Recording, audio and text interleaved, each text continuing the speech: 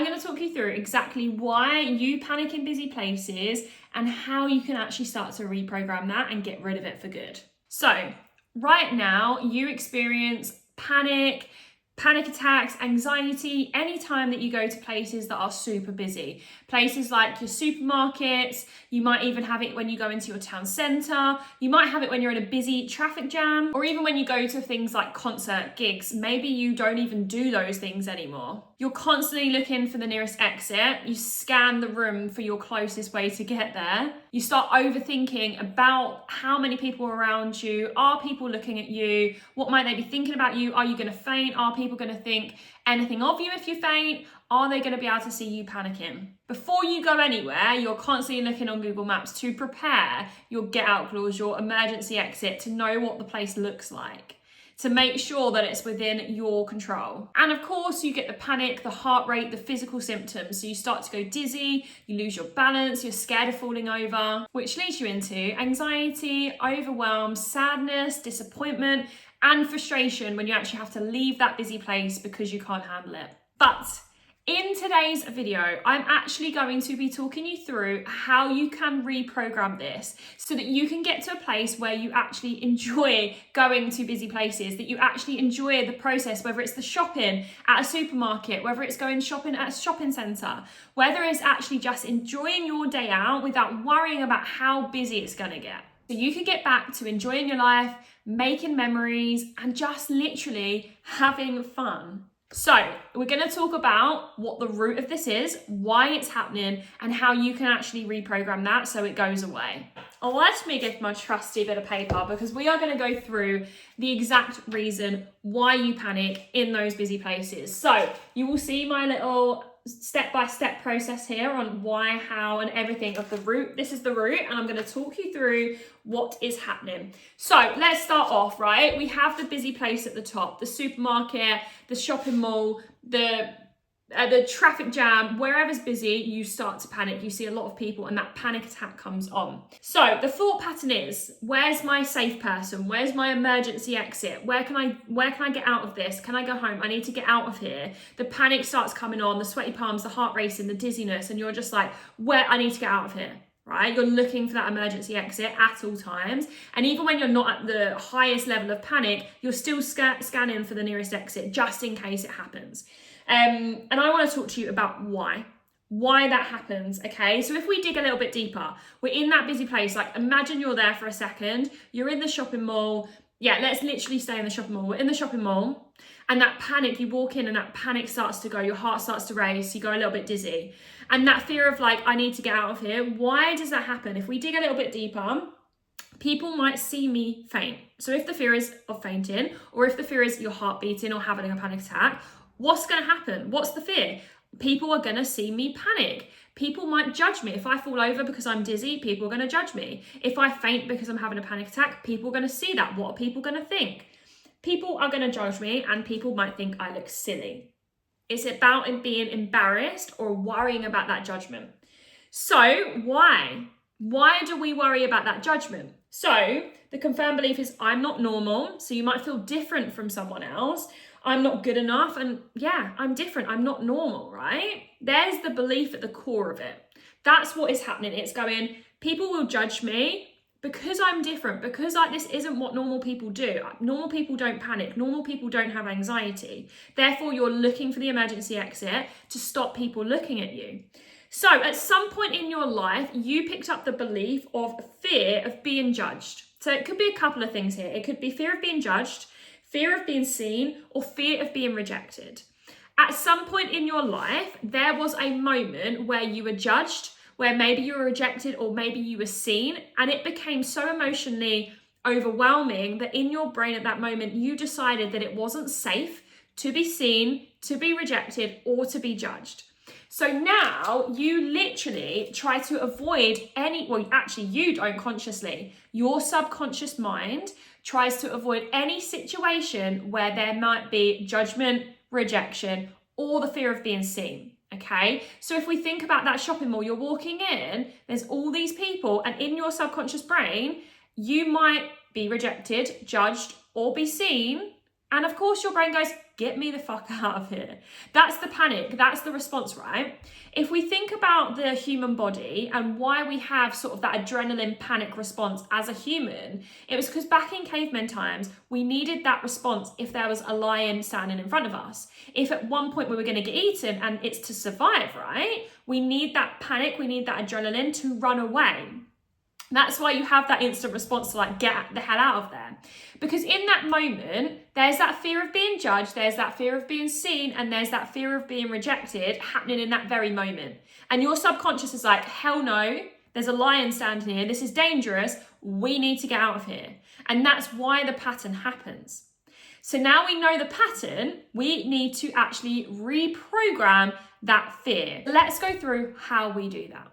Number one, the first thing that we need to do is actually figure out where this happened. Where did we pick this belief up? Now, most of the time, our belief system in our subconscious brain and the way that we sort of live and the things that we sort of decide and our brain decides normally happens from the ages of 1 to 7. That's not to say that you pick that belief up at the ages of 1 to 7, but 80% of the time it can be. But also as we go into our sort of adolescence years, teenage years, sometimes that fear of judgment, rejection, or fear of being seen can be picked up at school. So I want you to have a little think back. When did you first take on this belief? When was there, maybe there's a memory, maybe there's a moment that literally pops up for you and you say, yep, I know exactly where this came from. And we're gonna actually, what we do in NLP and what I do one-to-one with clients is we go in there and we subconsciously reprogram that moment. But what I want you to do now is I want you to think about that moment, think about that memory. And if you don't know anything, that's also okay. Don't panic. We've got lots of other things to go through. But I want you to think about the moment that belief was picked up, where that fear of rejection was picked up, where that fear of judgment was picked up, or that fear of being seen. Remember it and ask yourself now as an adult, because obviously this would have happened when you were younger, but now as an adult, what can you learn about that event? What do you know about that event now that you didn't know when it happened? Because when it happened, when that fear of rejection, fear of judgment first was taking on, you would have felt incredibly emotional. Maybe you would have felt hurt. Maybe you would have felt embarrassed. Maybe you would have felt anxious. You would have had a big emotional reaction. So I want you to look back at that moment and that memory and ask yourself, what do I know now that I didn't know then? What can I take from that and actually change the way I see that moment and memory?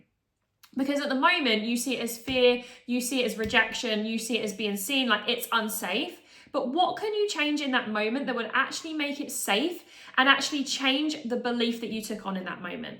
Change the fear that you took on. Maybe you don't take on any fear. Maybe the situation that you found yourself in, I'll give you mine, for example, at school, I was kind of like being myself. This is my exact moment of memory, by the way. I was like there being myself and someone took the mick out of me at school, really early on in school, like young. And I remember thinking at that point, it's not safe to be myself. This is embarrassing. I don't want to be picked out of a crowd and be taken the mick out of everyone laugh. So in that moment, I decided that it wasn't safe to be myself. It wasn't safe to be seen. So instead, what can I take from that? Okay, actually the other person that was taking the mick out of me, maybe they had that fear and then I picked up on that fear. Maybe they felt like they had some insecurities and they needed to say something to me. So what can I change in that moment? Okay, maybe I don't need to worry about being judged. Maybe I don't need to worry about being rejected and actually it's about someone else's insecurities. That's just one example of many. So have a little look back. Where did this belief come from? Where did this fear get picked up on? And how can you change the way that you see that memory in that moment as an adult today? And then I want you to ask yourself, what is the new story? What is the new belief? What can you take on from that memory, from that moment before that you can take on into life now? What's a positive belief? What do we actually know to be true from that moment? And then how can we move forward with that? And that now is our new belief. Now, bear in mind that this pattern or this fear of judgment has literally been in your mind for however long, probably a large amount of time. So there's going to be the instant response of your brain going, oh, right, that's the pattern. We know to be scared of judgment. We know to be scared of busy places. It takes time, a little bit of time to reprogram that. But what I want you to do is take this new story, take this new belief and actually start working on this. I'm not talking about exposure therapy. I'm talking about small micro actions that you can do every day to prove this new story and prove this new belief right. Your subconscious brain needs proof, it needs evidence that it's safe to feel this new belief, this new story. So we need to be turning up every single day, proving this new belief correct, feeling safe internally with this new belief and this new story. Another way that I actually work a lot one-to-one with clients is helping them to build internal safety. Because at the moment, that emergency exit, that place that you run to, is because you want safety and that gives you safety. Outside of this busy place, you feel safe. How can you actually give yourself safety? And I want you to ask, and you'll be thinking like, I don't know, how do I give myself safety? How can I feel safe? So when we think about that emergency exit, when you go outside, why does that make you feel safe? What about that gives you safety, and what about that feels calming and makes you feel okay? And then I want you to replicate that inside yourself.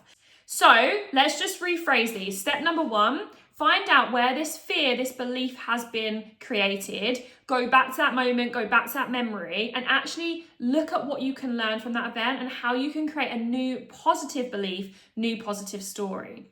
Then I want you to actually be building evidence and proof that this new belief, this new story is safe.